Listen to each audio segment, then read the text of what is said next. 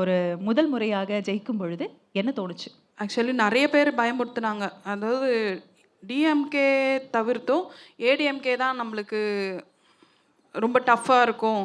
அவங்க தான் வின் பண்ணுவாங்க அப்படின்ற மாதிரியே சொல்லிட்டாங்க. ஆனா தளபதி மேல இருக்கிற நம்பிக்கை எனக்கு கொஞ்சம் கூட குறையல. அவருக்காக கண்டிப்பா வின் பண்ணுவோம்.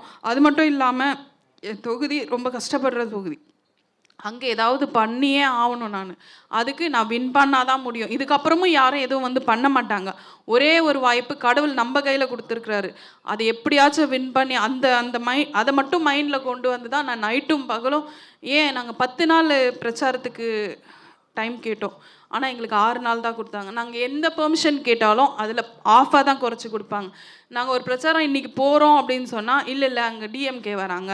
நீங்க இன்னொரு நாளைக்கு மாத்திக்கோங்க. ஏடிஎம்கே வராங்க. இன்னொரு நாளைக்கு மாத்திங்க. எங்கள ரொம்ப எப்படி சொல்றதுங்க, அவங்களுக்கு தான் வந்து பிரெஃபரன்ஸ் குடுப்பாங்க. எங்களுக்கு குடுக்கவே மாட்டாங்க.